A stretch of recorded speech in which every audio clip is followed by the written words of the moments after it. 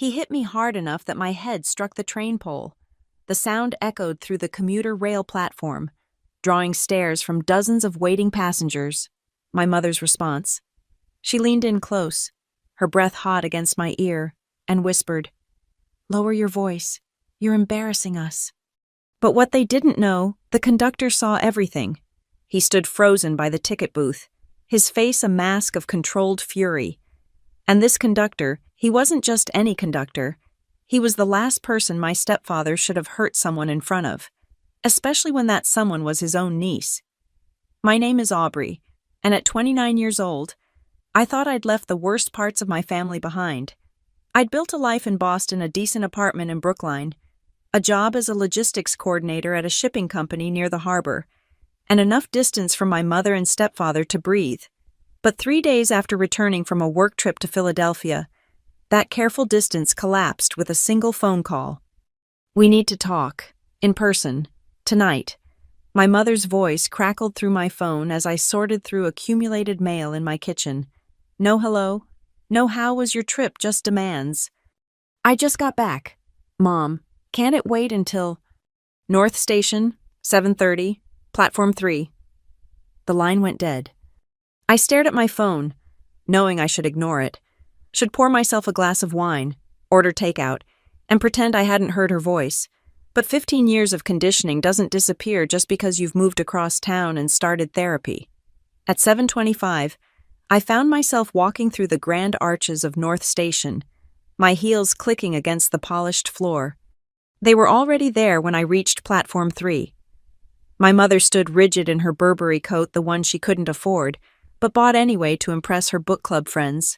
Beside her, Rick lounged against a pillar, his bulk making him look like a linebacker gone to seed. His Patriots cap was pulled low, but I could see his bloodshot eyes tracking my approach. "You're late," my mother said, though my phone showed 7:28. "I'm not late. What's this about?" Rick pushed off from the pillar, and I instinctively took a step back. Even after all these years, my body remembered. "Don't play dumb, princess. You know exactly why we're here." The platform was crowded with evening commuters, business people heading home to the suburbs, college students with backpacks, families corralling children, normal people living normal lives. I focused on them, using their presence as an anchor. "Actually, I don't. So either tell me or I'm leaving." My mother's lips pursed the same expression she'd worn when I was 16 and refused to give her my McDonald's paycheck. "We need $15,000. The number hung in the air between us, around us. A boarding announcement echoed through the station. The 7:35 to Fitchburg. 15,000, I repeated. "For what?" "That's family business," Rick cut in. "You don't need the details. You just need to help your mother." I almost laughed. Family business. As if we'd ever been a family. As if this man who'd invaded our lives when I was 12 had any right to use that word. "I don't have $15,000 lying around, even if I wanted to." "Don't lie." My mother's voice sharpened. "You have that promotion, that fancy apartment. You can afford to help your family." "I'm a logistics coordinator, not a CEO, and my apartment is a one-bedroom rental." Rick stepped closer, and I smelled the familiar cocktail of cigarettes and cheap beer. "You got savings, inheritance from your dad. Don't pretend you're poor." My father. They wanted my father's money. The life insurance payout I'd protected for over 20 years. The only thing my mother hadn't been able to touch because he'd put it in a trust for my education. "That money's gone," I lied. "Student loans, living expenses." "Bullshit." Rick's face flushed red. "Your mother needs this money. You're going to get it." "For what?" I pressed. "What's so important that you need $15,000 tonight?" My mother touched Rick's arm, a warning, but he shook her off, his voice rising. "I don't have to explain shit to you. You've been living high and mighty, looking down on us, forgetting where you came from. Your mother raised you, and this is how you repay her." Commuters were starting to stare. A young woman in scrubs glanced over with concern. A businessman pretended to check his phone while obviously eavesdropping. Near the ticket booth, A uniformed conductor had stopped mid-conversation with a passenger, his attention fixed on our growing confrontation. "I haven't forgotten anything," I said quietly. "I remember exactly how I was raised." It was the wrong thing to say.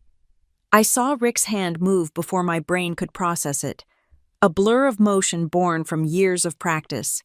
His palm connected with my cheek with a crack that seemed to echo off the station's vaulted ceiling. The force spun me sideways, and my temple struck the metal platform pole. Stars exploded across my vision. I tasted copper.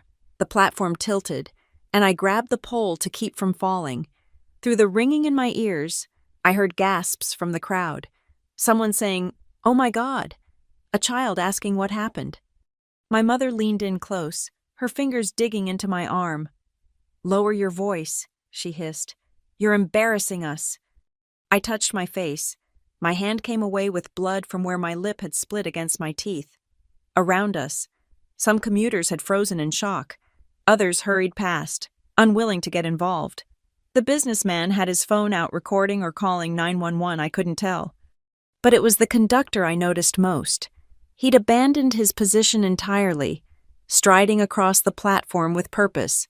His face was a professional mask, but his hands were clenched into fists at his sides.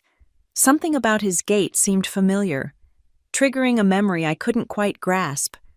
"We're done here," Rick announced, grabbing my mother's elbow. "You got until Friday to get the money. Don't make me come looking for you."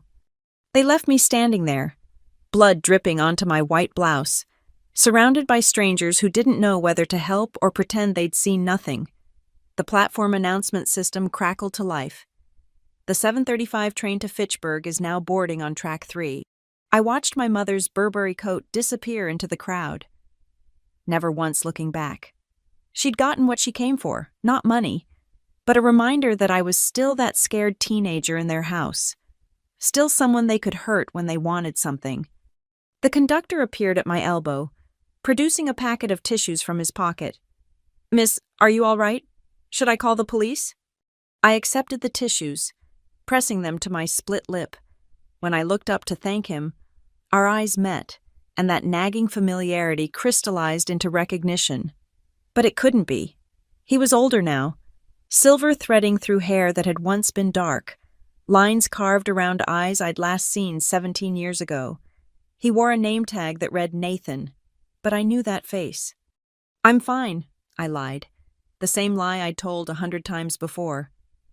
It was just a misunderstanding. He studied me for a long moment, and I saw the exact second he recognized me too.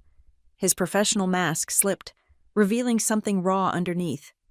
"Aubrey." I nodded, unable to speak.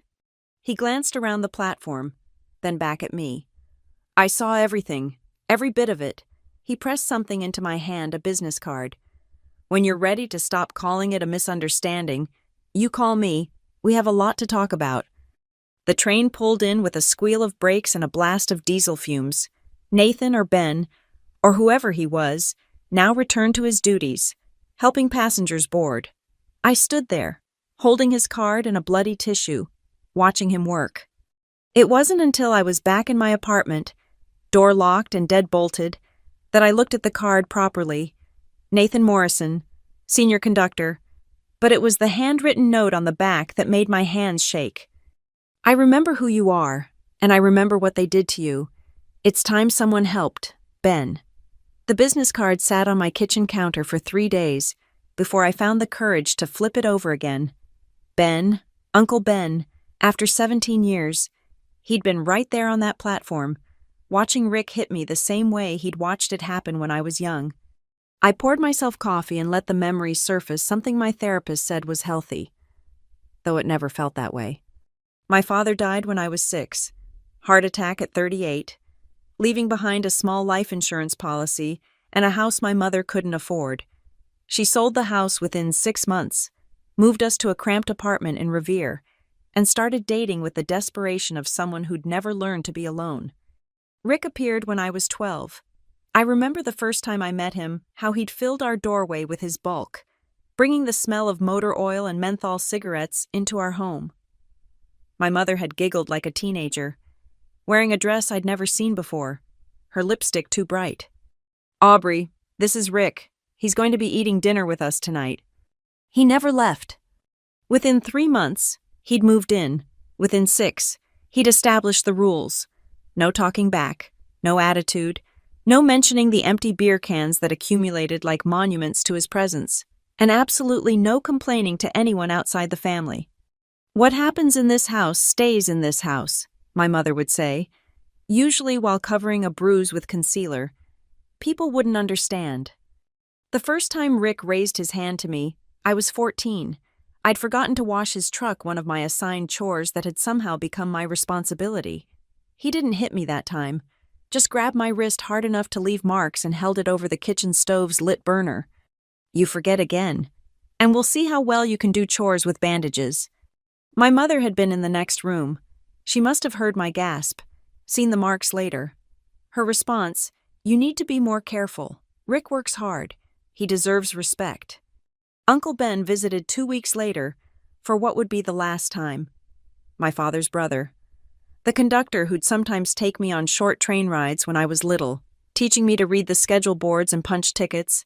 He noticed the fading bruises on my wrist immediately. "What happened there, kiddo?" I'd glanced at my mother, who stood in the doorway like a prison guard. "I fell, grabbed the wrong thing trying to catch myself." Ben didn't buy it. I could see it in his eyes. The way they hardened as he looked between me and my mother.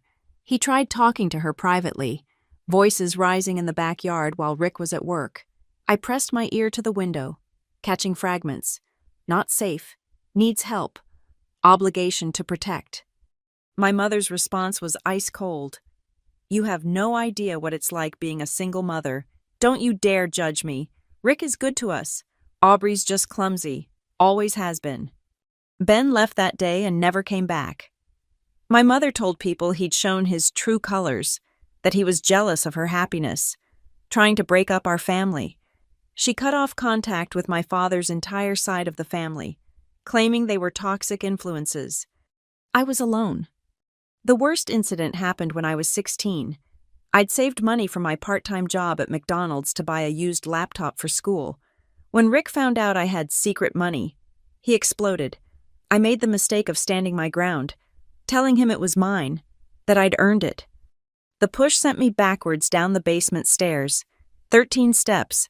I counted them on the way down, my body hitting each one. The concussion kept me out of school for a week. The official story, I'd tripped carrying laundry. "Aubrey's always been accident-prone," my mother told the school counselor who called to check. "She tries to do too much at once." The counselor must have had suspicions because she asked to speak with me directly, but with my mother hovering nearby. What could I say? I stuck to the story, hating myself for the lie, but hating my mother more for making it necessary. I learned to be invisible, straight A's, but not so perfect that I drew attention. Part-time job, but always turning over half my paycheck to help with household expenses. College applications hidden like contraband. Essays written at the public library. When I got into Boston University with a partial scholarship, my mother acted like I'd betrayed her. "After everything I've sacrificed for you," she'd sobbed, "you're just going to abandon us." Rick was more direct. "You think you're better than us? Think college makes you special? You'll come crawling back when you realize what the real world's like." But I didn't crawl back.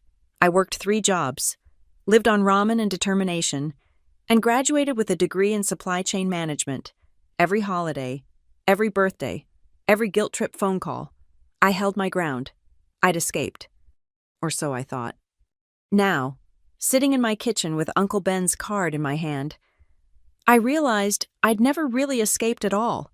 I'd just learned to manage the distance, like keeping a wild animal at arm's length, but they still had their claws in me, still knew exactly which buttons to push to make me show up on that platform. The trust fund my father left, the one thing my mother couldn't touch, sat in my investment account, grown from $50,000 to nearly $200,000. Through careful management and compound interest, it was my safety net, my fuck you money, my promise to myself that I'd never be trapped again. And now they wanted it. My phone buzzed, a text from my mother. "Friday, Aubrey, Don't make this harder than it needs to be. I deleted it without responding and picked up Ben's card again. 17 years ago. He'd tried to help and been shut out. But I wasn't 14 anymore. I wasn't trapped in their house, dependent on their approval or afraid of their retaliation. Well, not as afraid. My reflection in the kitchen window showed the bruise blooming across my cheek, purple and green like a sick watercolor painting. My split lip had scabbed over, but it pulled whenever I tried to smile. These marks would fade, just like all the others had. But maybe this time, I wouldn't let them fade into nothing. Maybe this time, I'd stop protecting the people who'd never protected me. I picked up my phone and dialed the number on the card. It rang 3 times before a familiar voice answered. Nathan Morrison. It's Aubrey, I said, surprised by how steady my voice sounded. I think I'm ready to stop calling it a misunderstanding. There was a pause, then, good. I've been waiting 17 years to hear you say that. The bruise on my face had turned spectacular shades of purple and yellow by the time I returned to work on Monday. My manager, Sandra, took one look at me and pulled me into her office. Jesus, Aubrey, what happened? I'd practiced my lie in the mirror that morning. Walked into a doorframe in the dark. You know how clumsy I am. Sandra's expression said she didn't buy it for a second, but she didn't push. Take whatever time you need, and if you need to talk. I'm fine, I said, the words automatic as breathing. Really? But I wasn't fine. Every time my phone buzzed, my heart rate spiked. Every unexpected sound made me flinch. By Wednesday, the stress was eating me alive. My mother had called 6 times, left 3 voicemails, each more threatening than the last. You're being selfish, Aubrey, after everything I've done for you. Rick is getting impatient. You know how he gets. Friday, Aubrey, don't test us. I'd agreed to meet Ben after work on Thursday, the day before their deadline. We chose a coffee shop in Cambridge, far from anywhere my mother or Rick might appear. I arrived early, selecting a corner table with clear sightlines to both entrances, old habits ingrained too deep to break. Ben walked in exactly on time, still wearing his conductor's uniform. He'd aged well, I thought, though the years showed in the lines around his eyes and the gray in his hair. He spotted me immediately, and something shifted in his expression, relief mixed with old regret. You look just like your father, he said as he sat down. Same stubborn chin. Is that why you changed your name to avoid any connection to us? He stirred sugar into his coffee, taking his time. I changed it because your mother threatened to file a restraining order if I tried to contact you again, said I was harassing her family, making false accusations. Nathan Morrison could work for the MBTA without triggering any alerts. Ben Walker couldn't. You've been here all along, working the trains. 15 years. Started on the freight lines. Worked my way up to passenger service. I kept hoping I'd see you someday. That you'd gotten out. He paused. When I saw you on that platform. When I saw him hit you. It was like being transported back 17 years. I touched my face unconsciously. The bruise was fading, but the memory wouldn't. Tell me about Friday, Ben said. What happens if you don't give them the money? Rick happens, I said simply. He'll show up at my work, my apartment. He'll make scenes until I'm too embarrassed to refuse, or worse. Or worse, Ben repeated. Aubrey, you know this isn't about money, right? It's never been about money. I knew. Of course I knew. It was about control, about reminding me that I'd never really be free of them, that no matter how far I ran or how much I accomplished, I was still that scared teenager in their house. My mother texted me this morning, I said, pulling out my phone. Want to see? The message was typical Mom. Don't make me choose between you and Rick. You know I'll choose him. I always have. Ben read it twice, his jaw tightening. She actually put that in writing. She's not subtle, never has been. This is evidence, Aubrey, documentation. Has she sent others like this? I scrolled through my phone, showing him the greatest hits, the guilt trips, the threats, the casual cruelty wrapped in maternal concern. I'd saved them all, though I couldn't say why. Maybe some part of me always knew this day would come. What about the incident at the station? Ben asked. You said people were recording. I don't know. Maybe. There were witnesses. But I shrugged. You know how it is. People don't want to get involved. I'm involved, Ben said firmly. I've got 17 years of regret for not pushing harder when you were a kid. I'm not making that mistake again. He reached into his bag and pulled out a folder. I've been doing some research since Monday. Did you know Rick has 2 restraining orders from previous relationships, both for domestic violence? I stared at the papers he spread on the table. Police reports, court documents, a mugshot from 2002 that my mother must have paid to make disappear. How did you... I've got a friend in the Boston PD. Another one in the courthouse. 17 years is a long time to build connections. He pointed to one document. This is from his ex-wife. Says he broke her orbital bone. Sound familiar? My hand went to my cheekbone, remembering other impacts, other threats. There's more, Ben continued. Your mother's been using your social security number, credit cards, utility accounts. My friend ran a check you've got accounts you don't even know about. The coffee shop suddenly felt too small, too public. She wouldn't. She would, and she did. It's all here. Identity theft, fraud, assault.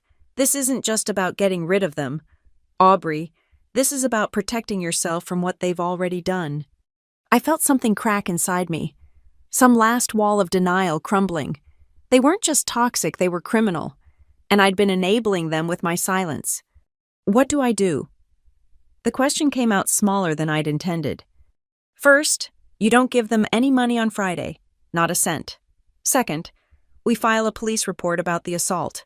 I'm a witness, and there's video from the station cameras I already checked. Third, we get you a lawyer and start unwinding the financial mess. They'll come after me. Let them try, Ben said. You've got resources now.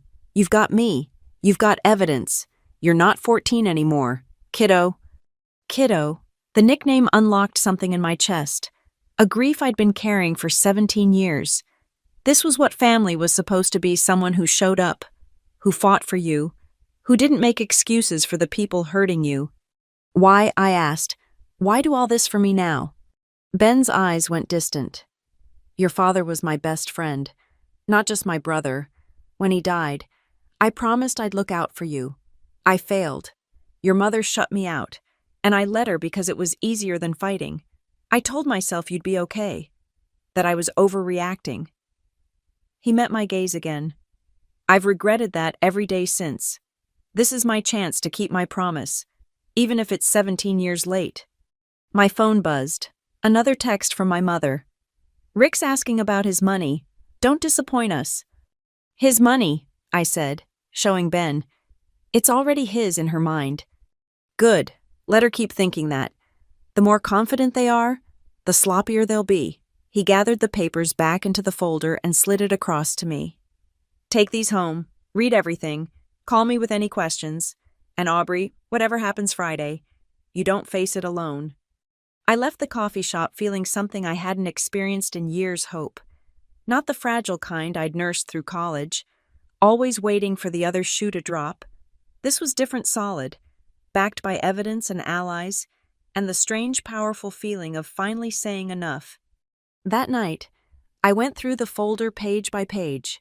Each document was another nail in the coffin of my mother's fiction, the loving parent, the sacrificing mother, the victim of an ungrateful daughter. The truth was uglier but somehow cleaner. She was a criminal who'd chosen her abusive husband over her daughter's safety, who'd stolen from me even as she demanded more. Friday morning arrived gray and drizzling, fitting weather for what felt like a funeral. I dressed carefully, professional blazer, minimal makeup that didn't hide the fading bruise. If they wanted to see what they'd done, let them see it. My phone rang at 9 a.m. sharp.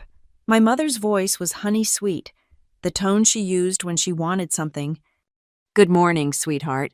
I hope you've had time to think about family loyalty. I have, I said, surprising myself with how steady I sounded. I've thought about it a lot. Good. Then you'll meet us at... I'm not giving you any money, Mom, not today, not ever. The silence stretched so long I wondered if she'd hung up. Then, in a voice like breaking glass, "You ungrateful little bitch. After everything I ended the call and blocked her number. Then I blocked Rick's. My hands shook, but my resolve didn't waver. 17 years of conditioning screamed that I was making a mistake, that family was everything, that I owed them my silence if not my compliance. But Ben was right. I wasn't 14 anymore. And this time, I wouldn't be silent. The call came at 10:47 p.m., just as I was getting ready for bed. Unknown number, against my better judgment. I answered. "Aubrey, it's Ben.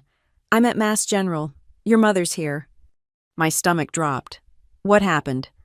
"Car accident. She's okay, minor injuries, but she's been asking for you. The thing is," he paused, "she's alone. Rick never showed up." I sat down on my bed, processing this. "Why are you there?" "I've been keeping tabs on them since our coffee meeting. When I heard the call come over the emergency scanner, I came to see if you needed support." "Aubrey. She's telling the nurses that her daughter abandoned her, that she has no one." The old guilt tried to surface, but I pushed it down. "That's her choice. Ben, she chose Rick. She said so herself." "I know, but I thought you should know. Also," another pause, "the police want to talk to her. Apparently, there was alcohol involved, and she wasn't driving her own car." The pieces clicked. She was driving Rick's truck.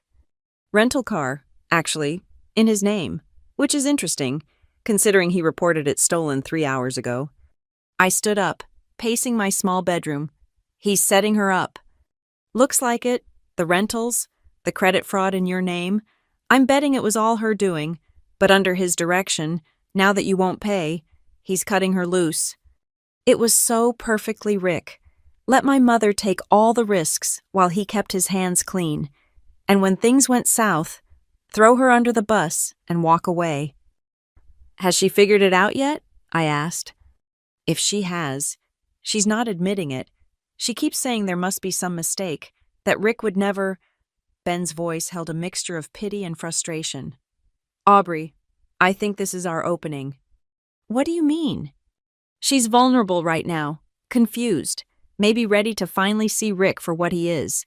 If you could talk to her—" "No." The word came out harder than I intended. "I'm done trying to save her from her own choices." But even as I said it, I was already reaching for my car keys. Some habits die harder than others. Mass General at midnight felt like entering another world. Fluorescent lights, antiseptic smell, the controlled chaos of the emergency department. I found Ben in the waiting room, looking tired but alert in his civilian clothes. "She's in Bay 12, he said. "The police just left. They're charging her with driving under the influence and possession of a stolen vehicle." Jesus. "It gets worse. They found drugs in the car. Not hers, I'm guessing. But try proving that." We walked through the emergency department together. Through the curtain of Bay 12, I could see my mother propped up in bed, a bandage on her forehead, her designer clothes replaced with a hospital gown. She looked smaller somehow, older. For the first time in years, she looked vulnerable. She saw me and her face crumpled. "Aubrey, oh, thank God. There's been a terrible mistake. Rick's not answering his phone, and these people are saying—" "I know what they're saying." I stayed by the curtain, not moving closer.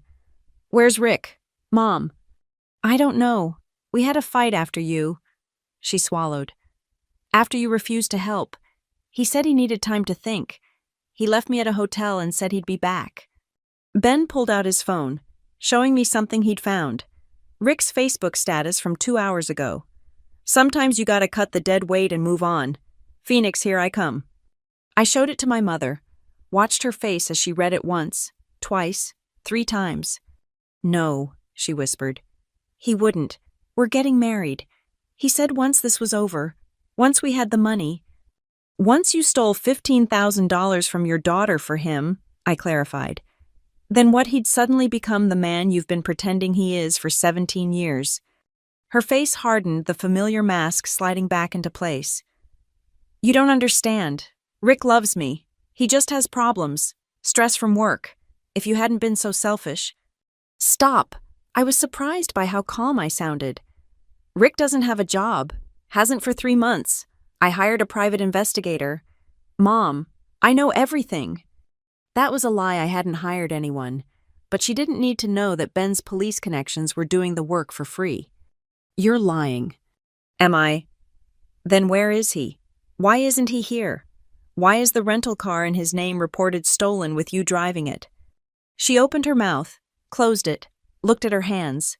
The silence stretched between us, years of lies and excuses finally running dry. Ben stepped forward.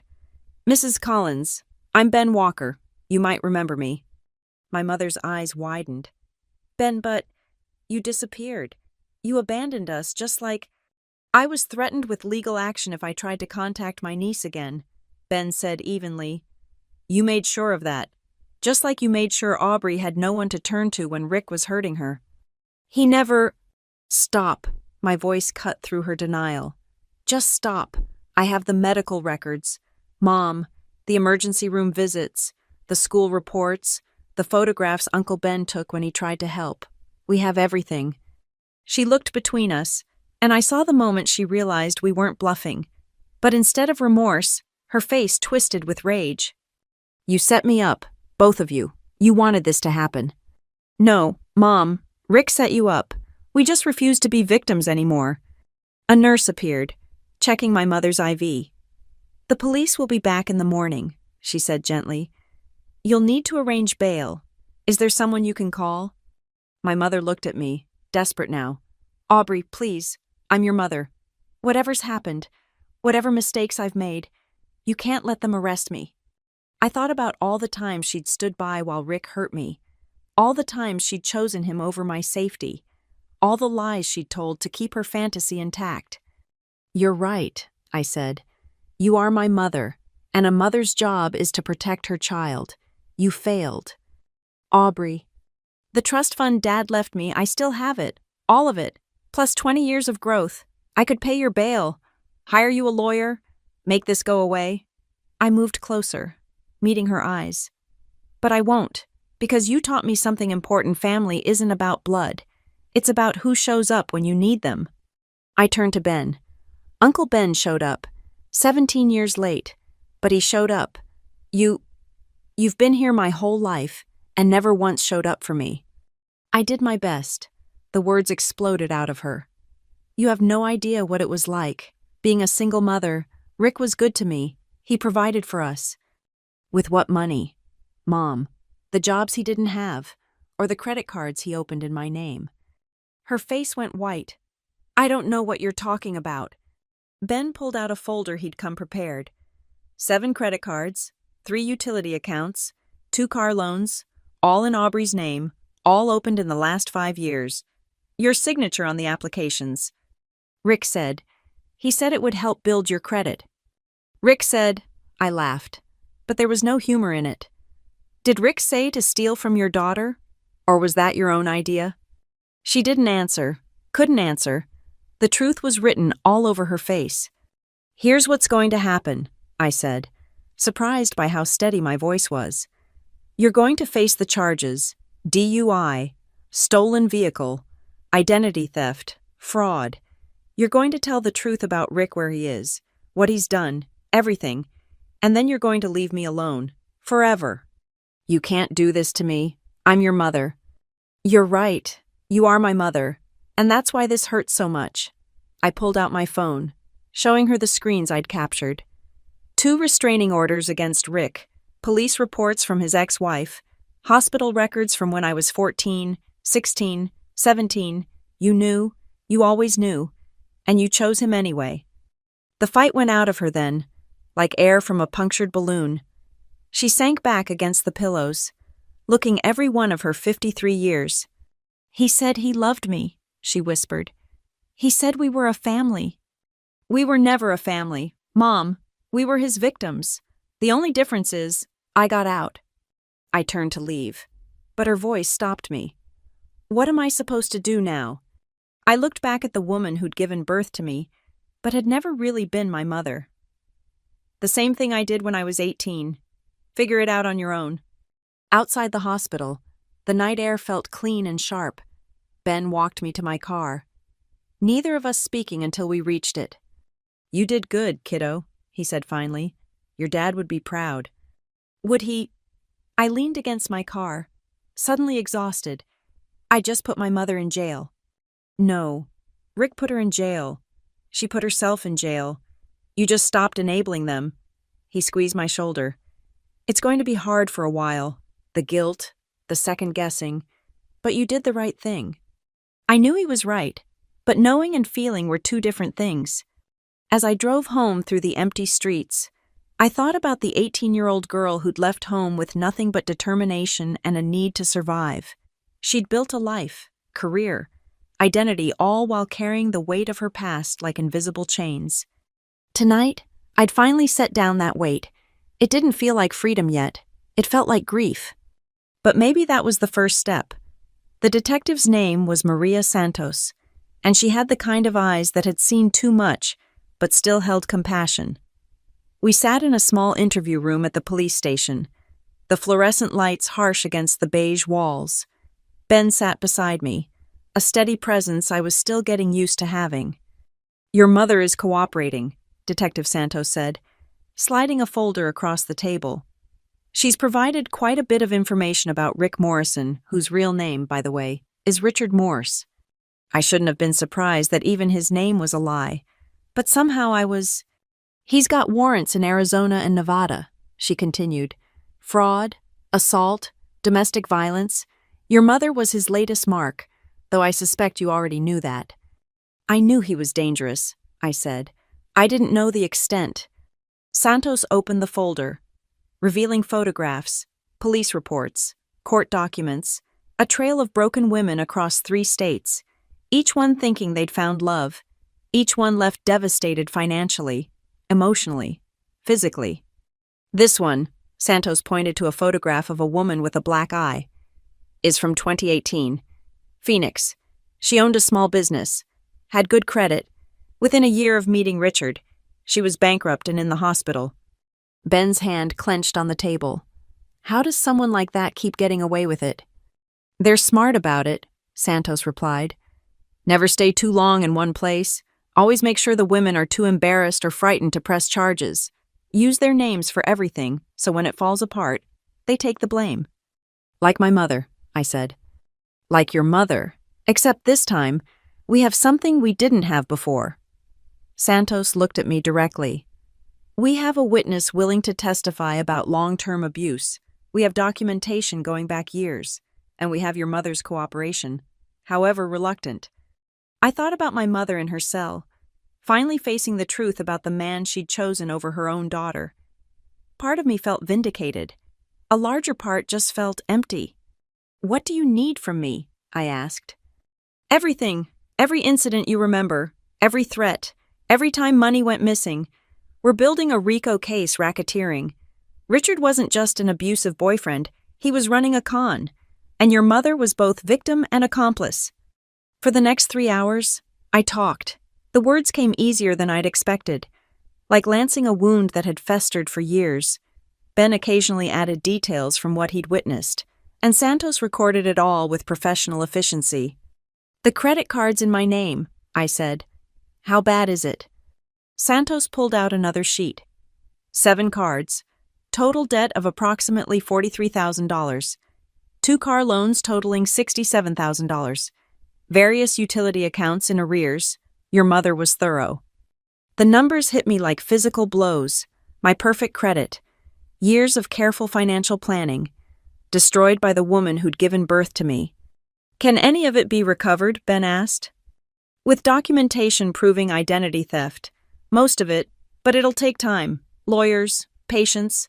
Santos looked at me with something like sympathy. "I'm sorry this happened to you.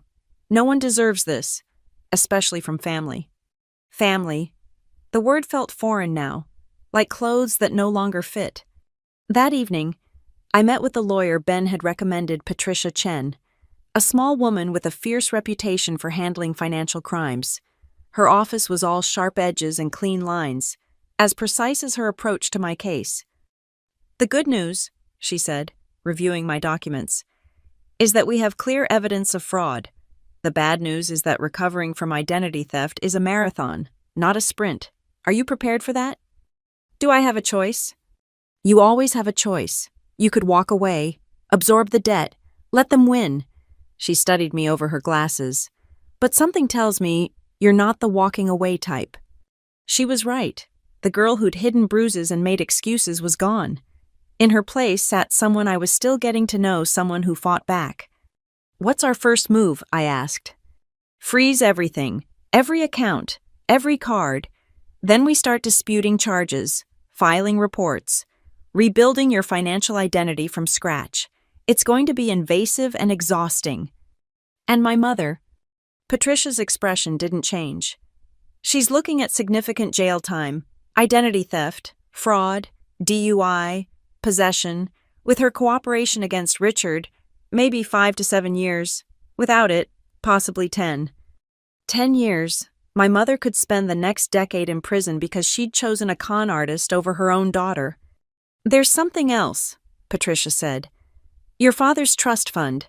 We need to secure it immediately, if your mother knows about it. She knows. She's always known.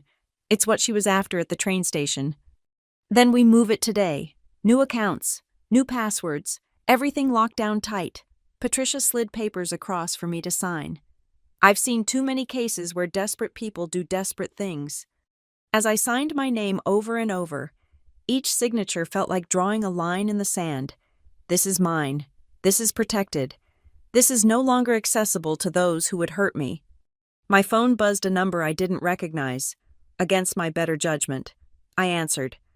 You fucking bitch, Rick's voice, rough with rage and what sounded like cheap whiskey. You destroyed everything. I hit the speaker button so Patricia could hear. She immediately started recording. Rick, or should I say Richard Howe's Phoenix. A pause. You think you're smart. You think you've won your mother's in jail because of you. You did that. No, Richard, she's in jail because she committed crimes. For you. She knew what she was doing. Greedy bitch always wanted more than I could give. Patricia scribbled something on a pad. Keep him talking.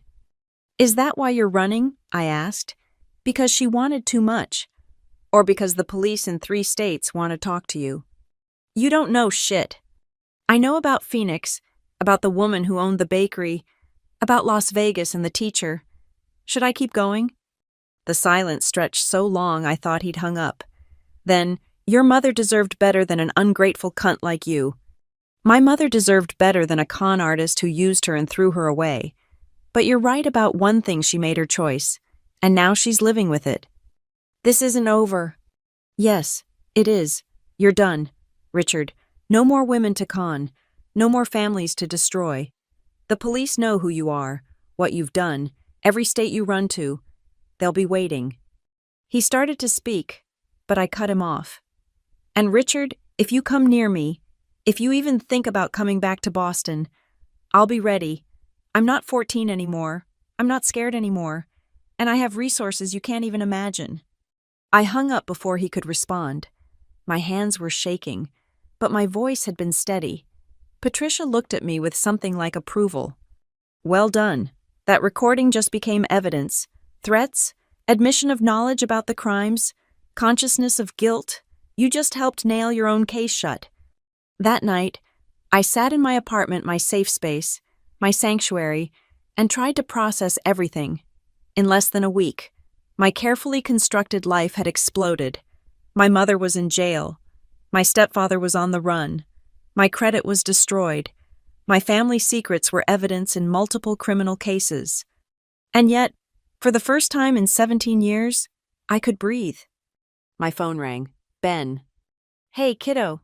Just checking in. How are you holding up? I paused, really thinking about it. I'm okay. Tired. Overwhelmed. But okay. That's normal. You've been in survival mode for so long. Your body doesn't know how to process safety yet. Safety. Such a simple word for something I'd never really had. Ben. Why didn't you give up after 17 years? Why keep looking for me? I could hear him thinking, choosing his words. Guilt, partly. Love, mostly. You were this bright, funny kid who loved trains and terrible jokes. Then I watched that light dim every time I visited. When your mother cut me off, I told myself you'd be okay, that I was overreacting, but I never stopped wondering, never stopped hoping I'd get a chance to make it right. You can't fix the past. No, but I can be here for the future, if you'll let me. I thought about family, about blood versus choice, about the uncle who'd become Nathan Morrison just to stay close enough to help if the chance ever came. I'd like that, I said, and meant it. After we hung up, I pulled out the folder Patricia had given me. Forms to fill out, affidavits to sign, a long list of agencies to contact, the work of rebuilding what my mother and Rick had destroyed, but also the work of building something new, something that was entirely mine, protected by more than silence and distance, protected by truth, by law, by my own willingness to fight. I picked up a pen and began. The forensic accountant's name was David Kim, and his office looked like a paper explosion had occurred. Boxes of documents lined the walls, and his desk was buried under spreadsheets that told the story of my financial destruction. The good news, he said, adjusting his glasses, is that they were sloppy. The bad news is that they were consistently sloppy for 5 years. I sat across from him with Patricia, my lawyer, and Ben, who'd insisted on coming for moral support. The numbers David presented made my stomach turn. Let's start with the credit cards. David pulled up a spreadsheet on his monitor. 7 cards, opened between 2019 and 2024. The signatures match your mother's handwriting, which helps our case. Total debt, $43,762. What did they buy? I asked, though I wasn't sure I wanted to know. Gambling websites, mostly, online poker, sports betting, casino sites, also luxury items, electronics, jewelry, designer clothes, several cash advances, probably to feed Rick's gambling offline. Each transaction was another betrayal. While I'd been eating ramen to save money, they'd been spending thousands in my name. The car loans are more complex, David continued. 2 vehicles, both purchased from the same dealership. The sales manager there has a reputation for working with people like Rick. No verification calls. Rushed paperwork. Let me guess, Ben said. Both cars are gone. Sold within months of purchase, cash deals, no paper trail. The loans, however, remain. Patricia took notes rapidly. That's actually good for us. Shows pattern of fraud, not legitimate purchases. Continue. David pulled up another screen. Here's where it gets interesting. Your mother didn't just steal your identity. She created an entire false financial life for you. Utility accounts at addresses you've never lived. Medical debt from procedures you never had. Even a gym membership in Scottsdale, Arizona. Arizona. I thought of Rick fleeing to Phoenix. When? Last year, around the time Rick was establishing himself there, preparing for his next move. David looked at me with sympathy. Your mother wasn't just his victim, Ms. Collins. She was his partner. The words hit harder than any physical blow. I'd maintained some small illusion that my mother had been manipulated, controlled, forced into these crimes. But the evidence showed planning, intention, collaboration. There's more, David said gently. We found applications for business loans, 3 of them, all rejected, but all using your information. They were trying to get bigger money. The trust fund, I realized. When the loans didn't work, they came for the trust fund. Exactly. Your refusal saved you from much worse. If they'd gotten that $15,000, it would have been gone in days, and they'd have come back for more. Patricia leaned forward. David, what's our recovery timeline? With full cooperation from authorities and clear evidence of fraud, 6 months to a year for the credit cards. The car loans will take longer. We'll need to prove you never had possession of the vehicles. The medical debt should be easiest to dispute. And my credit score? David winced. Currently 423 with work. We can get it back to respectable within 2 years. Good within 3? I'd spent a decade building perfect credit. They'd destroyed it in 5 years. I need some air, I said, standing abruptly. Outside David's office building, Boston's financial district hummed with lunch-hour energy. Men and women in suits hurried past, living their normal lives with their intact credit scores and mothers who didn't steal from them. Ben found me on a bench, staring at nothing. "It's a lot," he said simply. "She was supposed to protect me." The words came out raw. "That's the basic contract, isn't it? Parents protect their children. How do you betray that so completely?" "I don't know, kiddo. I've asked myself that for 17 years. Your mom. Something broke in her when your dad died. Or maybe it was always broken, and his death just revealed it." "Did he know, Dad? What she was capable of?" Ben considered this. Tom loved her, but he wasn't blind. Why do you think he put your trust fund in such an ironclad structure? He knew she'd need protection from her own impulses. "He protected my money, but not me. He died. Aubrey, that wasn't a choice he made. I knew he was right, but the anger needed somewhere to go. All these years of stored-up rage, and now that I could finally express it, I didn't know how." My phone buzzed. Patricia. "Come back up. There's been a development." Back in David's office, Detective Santos was waiting with a laptop open. "Richard Morse was arrested this morning in Tucson," she announced. "Routine traffic stop. He had outstanding warrants, fake ID, and something else interesting, a notebook." She turned the laptop toward us. On screen were photographs of handwritten pages. Rick's crude scrawl documenting his cons, names, dates, amounts, and there, on page after page, S. Collins, with dollar amounts, account numbers, schemes. "S. Collins?" I asked. "Susan Collins, your mother. These are his records of their partnership, what she brought in, what he paid her, what they planned next." Santos pointed to one entry. "This one's dated a week before the train station incident. S. To get $15K from A, split 70-30. 70% for Rick, 30 for my mother. She was going to betray me for $4,500. "This notebook is a gift," Patricia said, her professional mask not quite hiding her satisfaction. "It corroborates everything, shows clear criminal partnership. Your mother can't claim coercion or ignorance anymore." "Has she seen it?" I asked. "She will. Her public defender gets the evidence this afternoon." Santos studied me. "Are you prepared for that? She'll know you know everything." Was I prepared? I thought about the 18-year-old girl who'd left home with nothing, the 25-year-old who still flinched at unexpected sounds, the 29-year-old sitting in this office surrounded by evidence of her mother's crimes. "I've been preparing for this my whole life," I said. "I just didn't know it." That evening, I sat in my apartment with Ben. Chinese takeout containers spread between us on the coffee table. He'd started coming by regularly, these quiet dinners becoming an unexpected comfort. "Tell me about my dad," I said suddenly. "The real stuff, not the sanitized memories." Ben smiled. "Tom was brilliant but scattered. He'd start 5 projects, finish maybe 2. Drove your mom crazy. Actually, she was always the organized one, the planner." He paused. "Maybe that's why she fell for Rick's schemes. She'd always been the one making plans. Just not good ones." "No, not good ones." He picked at his low mane. "Tom worried about you. You know, even when you were tiny. He'd say you were too sensitive for this world, that you felt things too deeply." He was right. He was wrong. That sensitivity. It's what saved you.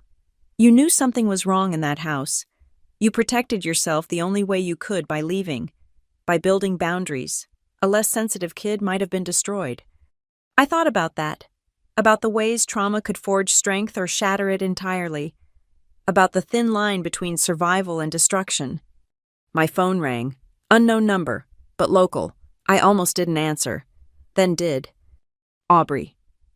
This is Grace Morrison from Sunrise Behavioral Health. I'm calling about your mother." My chest tightened. "Is she okay?" She's asking for you.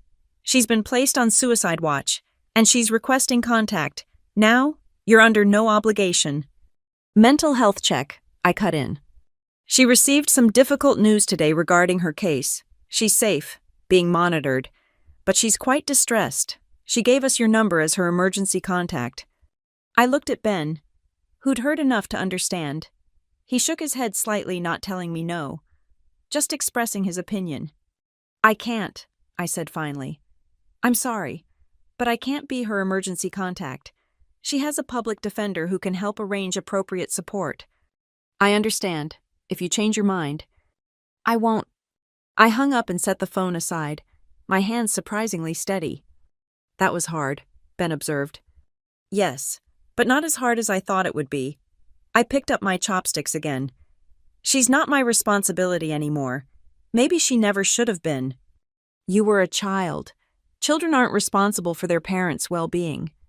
Tell that to every kid with an alcoholic parent, an abusive parent, a mentally ill parent. We all think we can save them if we're just good enough, quiet enough, perfect enough. But we can't. No, we can't. Later that night, I pulled out my laptop and began making lists. New bank accounts to open, credit monitoring services to install, security measures to implement. The work of rebuilding felt overwhelming, but also strangely liberating. Every form filled out, every account secured, was another brick in the wall between my new life and my old one. I thought about my mother in her cell, under constant supervision, finally confronting the weight of her own actions. A part of me felt the pull of guilt, tempted to question my choice to stay away. But Patricia had cautioned me about moments like this. Abusers often escalate when they lose control, she'd said. Suicide threats, medical emergencies, sudden revelations of love, all tactics to pull you back in. Stay strong. I was trying, but strength, I was learning, wasn't the absence of doubt. It was continuing forward despite it. My phone buzzed with a text from an unknown number. I almost deleted it, then saw the preview. This is Susan Collins. Against every instinct, I opened it. This is Susan Collins using the counselor's phone. They let me send one message. I'm sorry. For everything. Rick's notebook showed me what I became. I chose him over you every time, and now I've lost everything. You deserved better. Don't come see me. Build your life. Be happy. That's all I want now. I read it 3 times, looking for the manipulation, the guilt trip, the hook. But maybe, just maybe, it was simply the truth. Too little, too late, but still the truth. I deleted the message and blocked the number. Tomorrow, I'd continue the work of rebuilding. Tonight, I'd simply be grateful for Chinese food, an uncle who'd waited 17 years to help, and the strange, painful freedom of finally letting go. 3 weeks passed in a blur of legal documents, police interviews, and the mundane work of untangling my life from my mother's crimes. I'd established a new routine: mornings at Patricia's office, afternoons at work trying to maintain normalcy, evenings with David Kim tracking down every fraudulent account. Then the call came on a Tuesday morning. Aubrey, this is Patricia. Are you sitting down? My stomach clenched. What now? It's not bad news. Well, not exactly. Your mother wants to make a deal. Full cooperation against Rick in exchange for reduced sentences, but there's a condition. Of course there is. She wants to transfer the deed to your childhood home to you, the house in Revere. Apparently, she never sold it. I nearly dropped my coffee. That's impossible. She told me she sold it when I was 7. We moved because she couldn't afford it. She lied. She's been renting it out for 22 years, collecting income you never knew about. It's worth approximately $400,000 in today's market. I sat down hard on my couch. Another lie, another betrayal, but also my father's house, the home I barely remembered except in fragments: his laugh in the kitchen, bedtime stories in a room with blue walls, a swing set in the backyard. Why now? I asked. Her lawyer says it's an attempt at restitution. The rental income over the years roughly equals what she stole from you. She wants to sign it over free and clear. And in exchange, you provide a victim impact statement supporting her cooperation. Not forgiveness, not reconciliation, just acknowledgement that she's trying to make amends. I thought of that house, of the memories buried there. I need to see it first. That afternoon, Ben drove me to Revere. The neighborhood had changed, gentrification creeping in from the edges, old triple-deckers renovated into condos. But there it was, the small Cape Cod on Prescott Street, painted yellow now instead of the white I remembered. "You okay?" Ben asked as we parked. "I don't know." The current tenants weren't home. Patricia had arranged for the property manager to let us in. As the door opened, smell hit me first, not the same as my childhood, but something underneath the fresh paint and other people's lives. The bones of the house, maybe, my history. The layout was achingly familiar. Living room to the left, kitchen straight ahead, stairs to the right. I moved through rooms like a ghost, seeing shadows of furniture long gone, hearing echoes of a life erased. In the kitchen, I found it marks on the doorframe, height measurements, my name in my father's handwriting. Aubrey, age 4. Aubrey, age 5. They'd painted over them, but the grooves remained.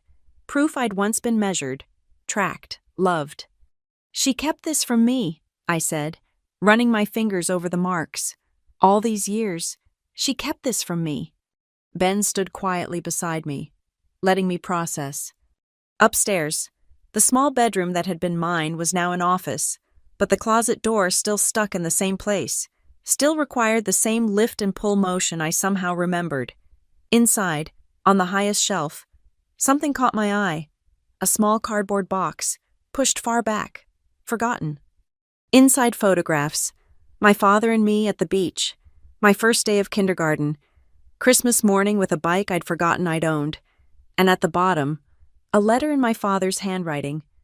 "My dear Aubrey," it began, "if you're reading this, something has happened to me." I sank to the floor, Ben crouching beside me as I read my father's words. He'd written about his hopes for me, his fears about leaving me, his love that would outlast his life, and at the end, "Be strong, my girl. But more than that, be kind, even when the world isn't kind to you." "He knew," I whispered. "He knew he might die young. He tried to prepare." "He loved you," Ben said simply. "That's what I remember most about Tom, how much he loved you." We spent another hour in the house, me trying to reconcile the home I remembered with the asset my mother had hidden. 22 years of rental income, 22 years of lying to me about losing the house to bankruptcy. As we left, I made my decision. "I'll take the deal," I told Patricia over the phone, "but I have conditions." The meeting was arranged for that Friday, a small conference room in the Suffolk County Jail, my mother in orange jumpsuit and handcuffs, looking older than her 53 years. "Aubrey," she said, her voice cracking, "thank you for coming." I didn't respond to that, just slid the papers across the table. "These are my terms. The house transfers to me immediately, all rental income documentation provided to my accountant, full disclosure of any other hidden assets, and you testify against Rick without reservation." She nodded quickly. "Yes, all of it, yes." "Why?" I asked, needing to understand. "Why keep the house? Why lie about it?" She looked down at her hands. "At first, I told myself it was insurance, something for your future. But then Rick found out about it, and it became just another income stream. I lost track of what was meant for you and what was ours." "It was never yours," I said flatly. "Dad left it to both of us, but it was meant to be my home." I know that now." She met my eyes, and I saw something I'd rarely seen before: genuine remorse. "Rick's gone. The FBI found him in Mexico. Did they tell you? He's fighting extradition, but they have him." "Good." "He had 3 other women, 3 other families he was working." Her voice broke completely. "I wasn't special. I was just the one who lasted longest, who gave him the most." I felt no satisfaction in her pain, but no sympathy either, just a tired kind of resolution. "Sign the papers," I said. "Do what you've agreed to do. That's all I need from you." "Will you ever forgive me?" I thought about that, really considered it. "I don't know. Maybe someday I'll forgive the woman who lost her husband and made terrible choices. But the mother who chose a predator over her daughter's safety, who stole from me while I struggled, who made me feel crazy for remembering the truth, I don't think I can forgive her. She signed the papers with shaking hands. As her lawyer notarized them, she spoke again. I'm getting help, real help, therapy, addiction counseling, everything. I know it's too late for us. But maybe, I agreed. Focus on yourself. Figure out who you are without a man to define you. That's all you can do now. I stood to leave, but she called out. The swing set, in the backyard. Tom built it for your 4th birthday. It might still be there. I nodded and left without looking back. 2 weeks later, I stood in the backyard of my childhood home, watching a contractor examine the old swing set. It was weathered but solid, built with my father's characteristic over-engineering. Can it be restored? I asked. Sure, he said. Good bones. Just need some work. Good bones. Like the house. Like me. Maybe. I'd given notice on my apartment, started packing for the move back to Revere, not to recreate the past but to reclaim it, transform it, make it mine. Ben was helping, along with some friends from work who'd rallied around me as the story came out. You sure about this? Ben asked, carrying boxes from his truck. Lot of memories in this place. That's why I need to do it, I said. I can't run from them anymore, but I can make new ones.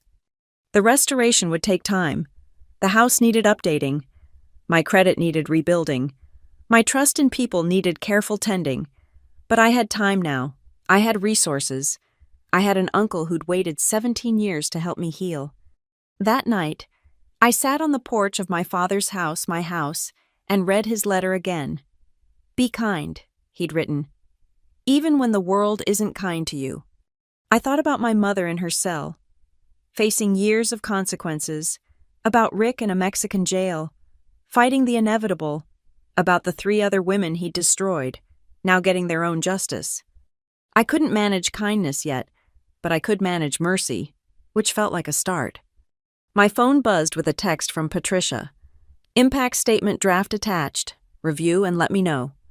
I opened it, read my own words about the crimes committed against me, the years of abuse and theft and betrayal, but at the end, Patricia had added what I'd asked for. Susan Collins' cooperation has been essential to stopping Richard Morse from harming others. While I cannot forgive the choices she made, I recognize her efforts to prevent others from suffering as I did. It wasn't forgiveness, it wasn't reconciliation, but it was truth, and that felt like enough. I signed the statement and sent it back, then sat in the gathering darkness of my reclaimed home. Tomorrow, contractors would start the renovation. My life would continue its slow rebuild, but tonight, I simply sat where my father had once pushed me on a swing, where my mother had once been a different person, where I'd once been safe. The world hadn't been kind, but I was still here, still standing, still capable of choosing something better than what I'd been given. And maybe that was the greatest revenge of all. The video was grainy but clear enough. Security footage from North Station, timestamp showing 7:31 p.m. 3 months ago. I watched myself get slapped, watched my head hit the pole, watched my mother lean in with her poisonous whisper, but what the camera captured that I'd missed in the moment was the crowd's reaction, the collective gasp, the phones coming out, the security guard starting forward before Rick and my mother fled. This is our smoking gun, Patricia said, pausing the footage. Combined with Nathan Morrison's testimony and the additional witnesses we've located, Richard Morse doesn't stand a chance. We were in her office preparing for the trial. Rick had been extradited 2 weeks ago. His Mexican hideout raided after he'd tried to run the same con on a local widow. Now he sat in Suffolk County Jail, represented by a public defender who looked perpetually overwhelmed. The other women want to testify, Patricia continued. All 3 of them. They formed a support group. Actually, started calling themselves Rick's Refugees. That's darkly funny, I admitted. Humor helps. You might want to consider joining them. After this is over. After this is over. The phrase felt foreign. The chaos, the legal battles, the constant anxiety had become my normal. What would after even look like? Detective Santos knocked and entered. Good news and bad news. Good news, the forensic audit is complete. We can prove systematic fraud going back 6 years. Bad news, Richard's lawyer is trying to pin everything on your mother. Of course he is, I muttered. It won't work, Patricia said firmly. We have his notebook, his history, the previous restraining orders. Plus, your mother's been remarkably thorough in her cooperation. She's provided recordings, texts, emails. Apparently she'd been documenting things too, as insurance. Insurance, I repeated. She knew he might turn on her. Criminals rarely trust each other, Santos observed. Your mother may have been manipulated, but she wasn't stupid, just selectively blind. I thought about that as I drove home to Revere. The house renovation was in full swing, contractors having gutted the kitchen to restore it to something resembling my faint memories. I'd been staying in the guest room, camping out amid the construction dust and memories. Ben was waiting on the porch, takeout bags in hand. He'd been coming by most evenings, bringing dinner and helping me sort through boxes from the attic remnants of a life I barely remembered. Found something today, he said, producing a small photo album. Your dad's high school yearbook. Thought you might want to see it. We sat on the porch steps, going through pages of 1980s hair and shoulder pads, until we found him. Thomas Collins. Senior portrait showing a young man with my eyes and my stubborn chin. The quote beneath read, "The only way out is through frost." He loved that poem, Ben said. Used to quote it whenever things got tough. The only way out is through. Guess you inherited more than his eyes. Did he ever talk about Mom back then? Ben considered. He said she was brilliant but fragile, that she needed someone steady, and he wanted to be that for her. I think he saw saving her as his purpose. And when he died, she found Rick to save her instead. People repeat patterns, Ben said gently, until they don't. My phone rang. Patricia. Aubrey, I just got word. Richard wants to make a deal. Full confession in exchange for concurrent sentences instead of consecutive. He's looking at 15 to 20 instead of 40. No, I said immediately. He doesn't get to negotiate his way out of this. I understand your anger, but think about it. A trial means testifying, reliving everything in public. It means your mother on the stand, every ugly detail exposed. A plea deal ends it cleanly. I looked at the yearbook photo of my father. Frozen in time before life got complicated. What would he want me to do? I'll think about it, I said finally. That night, I couldn't sleep. The house felt too full of ghosts, not frightening ones, just sad echoes of what might have been. At 3 a.m., I gave up and went to the kitchen, making tea in the half-demolished space. The box of papers from the attic sat on the counter. I'd been avoiding it, knowing it contained the detritus of my parents' marriage. But now, in the pre-dawn quiet, I opened it. Marriage certificate, death certificate, insurance papers, and then, at the bottom, a bundle of letters tied with ribbon, my mother's handwriting on envelope after envelope, all addressed to my father, all dated after his death. I shouldn't have read them. They weren't meant for me, but I did. Dear Tom, the first one began. Aubrey asked why you're not coming home today. I didn't know how to explain death to a 6-year-old. Letter after letter, a one-sided conversation with a dead man. Her grief was raw, desperate, evolving slowly into the bitter anger I knew so well. By the last letter, dated just before Rick appeared, she wrote, I can't do this alone anymore. I'm drowning, and Aubrey looks at me with your eyes, expecting me to be strong. I'm not strong. Tom, I never was. You were my strength, and you left. I set the letters aside, my hands shaking.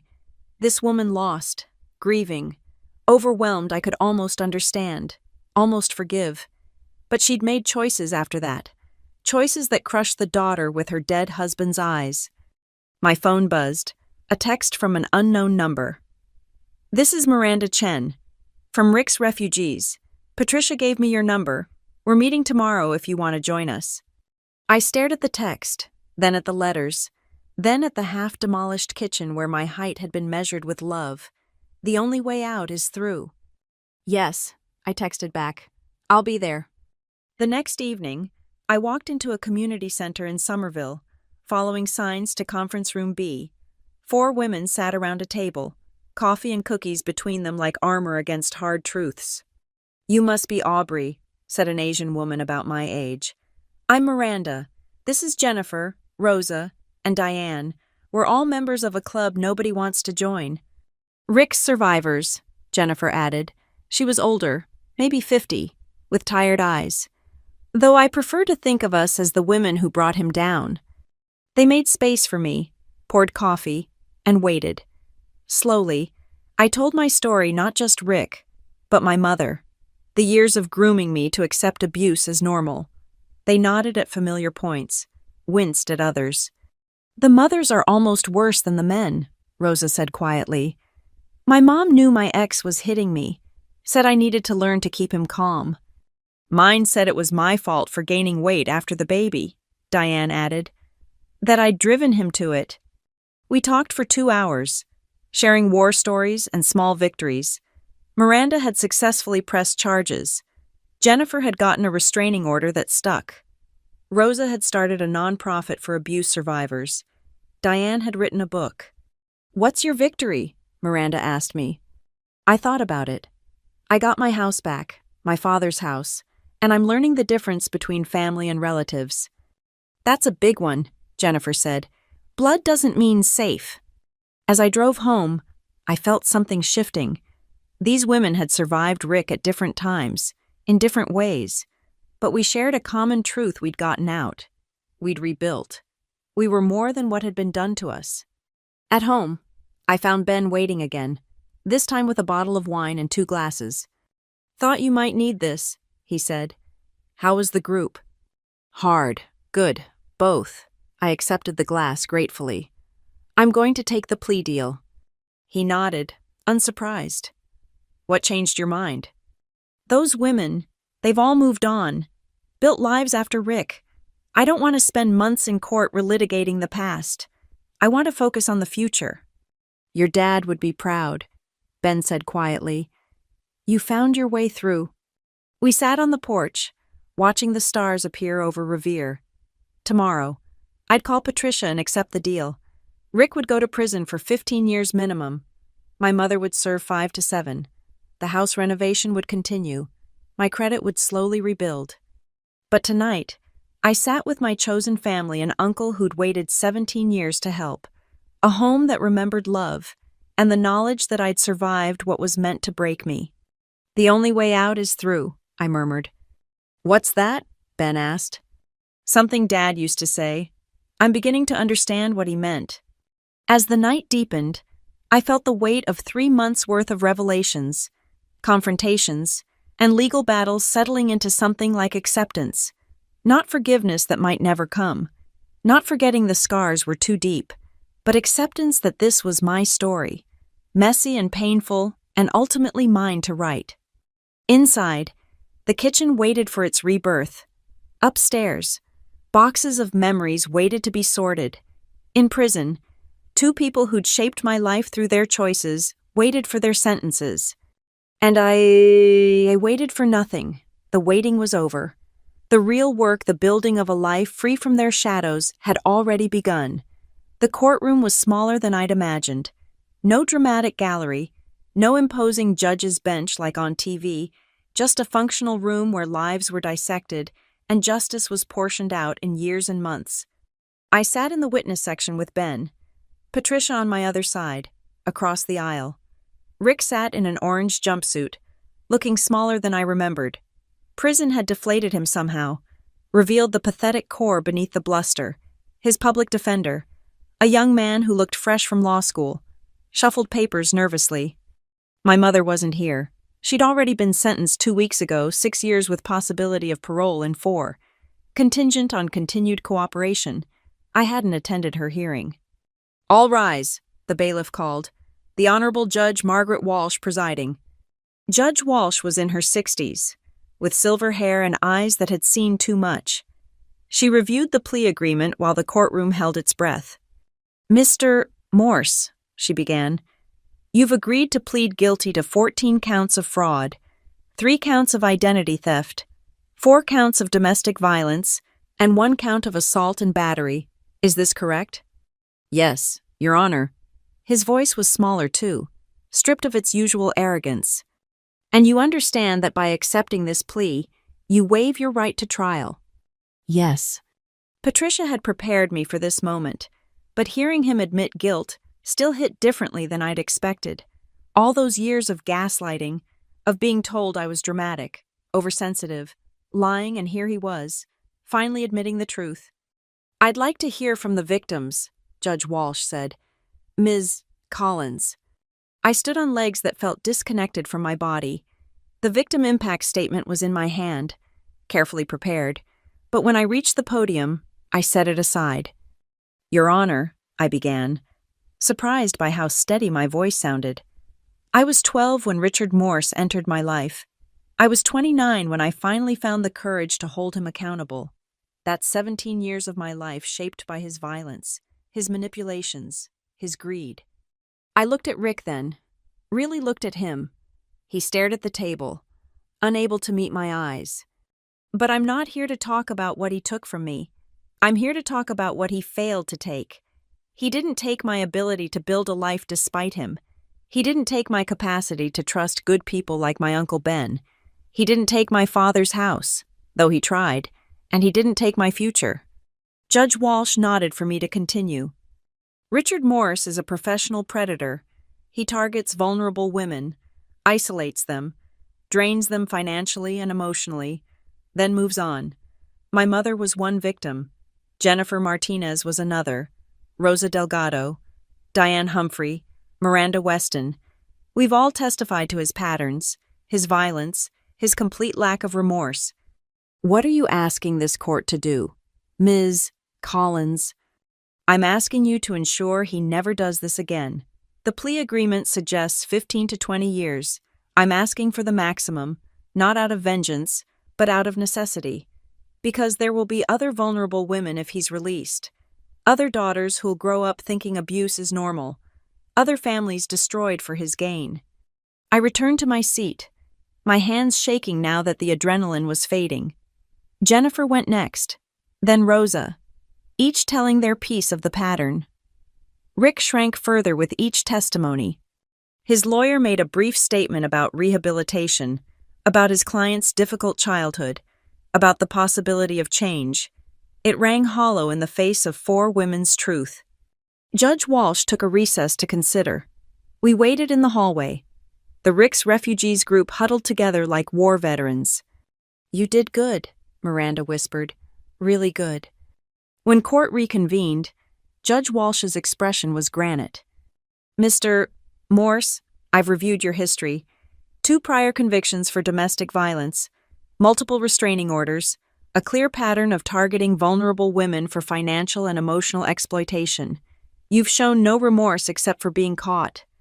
She paused, looking directly at him. The plea agreement suggests 15 to 20 years. I'm sentencing you to 20 years with no possibility of early release. You will serve this time in full. You will pay restitution to all victims. You will have no contact with any of the victims or their families upon release. The gavel fell with finality.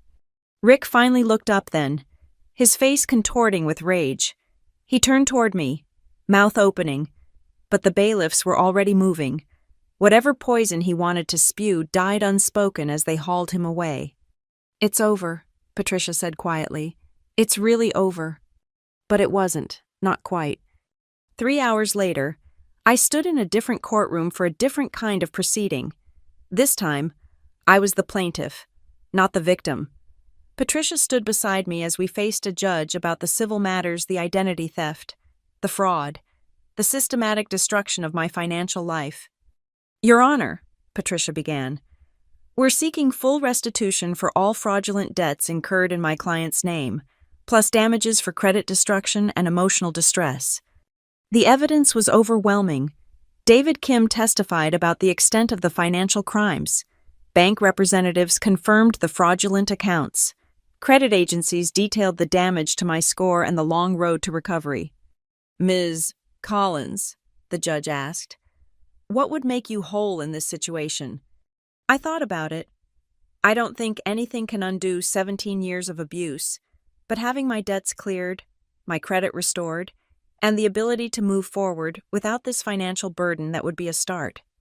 The judgment was swift and complete. All fraudulent debts discharged. Restitution ordered from both Rick and my mother's future assets. A legal declaration that I was a victim of identity theft, clearing the way for credit repair. Outside the courthouse, Boston's autumn air felt crisp and clean. Ben waited by his car, a small smile on his face. "Hungry?" he asked. "I know a place that serves victory pancakes." Victory pancakes. It's like regular pancakes, but sweeter. We drove to a small diner in East Boston, the kind of place where the coffee was strong and the waitress called everyone "hun" over pancakes and bacon. We didn't talk about the trial or the verdict. Instead, Ben told stories about my father, the time he'd tried to build a treehouse and ended up hanging upside down from a branch, the way he'd sung off-key in the shower, his terrible jokes that made everyone groan. "He would have been proud today," Ben said finally. "The way you stood up there, spoke your truth, that took real courage." "I don't feel courageous. I feel tired." "That's what courage feels like, kiddo. Exhausted but still standing." My phone buzzed with texts from the Rick's Refugees group, photos from the courthouse steps, messages of support, plans for a celebration dinner next week. These women who'd been strangers 3 months ago now felt like sisters in survival. That evening, I returned to my father's house, to find the kitchen renovation complete. The contractors had left a bottle of champagne on the new granite counter with a note. "Heard the good news. Enjoy your fresh start. Mike and crew." I opened the champagne alone, pouring a glass and raising it to the empty room. "To fresh starts," I said aloud. "To survival. To the only way out being through." The house felt different now, not haunted by the past but ready for the future. Tomorrow, the rest of the renovation would continue. I'd start the process of credit repair, of rebuilding my professional reputation after months of legal chaos. I'd attend my first official Rick's Refugees meeting as a full member, no longer in crisis, but in recovery. But tonight, I sat in my new kitchen, in my reclaimed home, and felt something I hadn't experienced in 17 years: safe. Truly, completely safe. My phone rang, an unknown number, but I recognized the prison exchange. "This is a collect call from Suffolk County Correctional Facility. Will you accept?" For a moment, I considered it. One last conversation. One last chance for, what closure, understanding. An apology that would actually mean something. "No," I said firmly. "I will not accept." I hung up and blocked the number. Then I poured another glass of champagne and went out to the backyard, where my father's rebuilt swing set stood ready for the children. I might have someday children who would never know a home where violence was normal, where love came with conditions, where safety was negotiable. The stars were bright over Revere, and somewhere in the distance, a train whistle blew the sound that had started this journey when Uncle Ben, disguised as Nathan Morrison, had witnessed the moment I finally began fighting back. 20 years in prison, 6 years for my mother, 0 years left of carrying their burden. The numbers felt like poetry, like justice, like the turning of a page I'd been afraid to turn for far too long. Inside, my laptop waited with emails from Patricia about next steps, from David Kim about financial recovery, from my boss about returning to work full-time. The business of rebuilding awaited. But for now, I swung gently in the autumn night, in the backyard of my childhood, finally and completely free. The train pulled into North Station at 7:31 p.m., exactly 1 year after everything changed. I stood on platform 3 not because I needed to catch a train, but because I needed to close a circle. Ben stood beside me in his conductor's uniform, now officially back to using his real name. The identity of Nathan Morrison had been retired once Rick was safely behind bars. He'd even gotten a promotion supervisor of the Northern Lines, a position that let him help other employees who might be escaping their own Rick Morses. You sure about this? He asked. I'm sure. The platform bustled with evening commuters, the same anonymous crowd that had witnessed my humiliation a year ago, but I wasn't the same woman who'd been slapped into a pole. My hair was shorter now, professional but edgy. My clothes fit better. Amazing what happened when you weren't spending half your energy on hypervigilance. And my face. My face showed no bruises, no fear, no apology for existing. Excuse me. A young woman approached hesitantly. Are you Aubrey Collins? From the article? The Boston Globe had run a feature story about Rick's conviction and the network of women who'd brought him down. My picture had been on the front page of the Metro section. I am, I said. I just wanted to say thank you. My ex-boyfriend. He was like that. Reading about what you all did gave me the courage to leave. She shifted nervously. Is it really possible to rebuild after... I thought about the past year. The house renovation was complete, transformed from a monument to loss into a home full of light. My credit score had climbed back to 650. Not perfect, but respectable. The logistics company had promoted me to regional manager. My boss impressed by how I'd handled crisis. The Rick's Refugees had become an official nonprofit, helping other women navigate the legal system. Yes, I told her. It's hard. Some days are harder than others, but it's possible. She thanked me and hurried away, hope replacing some of the fear in her eyes. Ben smiled. Look at you, changing lives. We changed lives, I corrected. All of us together. A text buzzed on my phone. Miranda. Still coming to dinner, you have news. The Rick's Refugees met monthly now, no longer for crisis management but for celebration. Jennifer had started dating again. Rosa's nonprofit had received a major grant. Diane's book had hit the bestseller list, and Miranda was pregnant, building the family Rick had tried to convince her she didn't deserve. Go, Ben said. I've got to actually work this shift, but Sunday dinner is still on. Wouldn't miss it. Sunday dinners at my house had become tradition. Ben would cook. Turns out he'd inherited our family's culinary skills, while I provided the space and the wine. Sometimes the other women joined us. Sometimes it was just us, the uncle and niece rebuilding a relationship that had been stolen by lies. I took one last look around Platform 3. The pole I'd hit was still there, unremarkable metal that had witnessed my lowest moment. But it was just a pole. The platform was just concrete. The station was just a building. They had no power over me anymore. The drive to Cambridge was smooth, autumn painting the trees in shades of fire. I parked outside the restaurant where the women waited, visible through the window, laughing at something Rosa had said. My phone rang as I walked toward them, a number I didn't recognize. Aubrey Collins. Yes. This is Sarah Wellington from the Massachusetts Bar Association. I'm calling about your nomination for the Victims' Rights Advocate Award. Congratulations, you've been selected as this year's recipient. I stopped walking, processing this. Patricia must have nominated me. Ms. Collins, are you there? Yes, sorry. I'm just surprised. Thank you. The ceremony is next month. You'll be speaking about your experience and the importance of victim support networks. Will you accept? Yes, I said, finding my voice. Yes, I accept. Through the window, Miranda spotted me and waved excitedly. I ended the call and joined my chosen family, sliding into the booth they'd saved for me.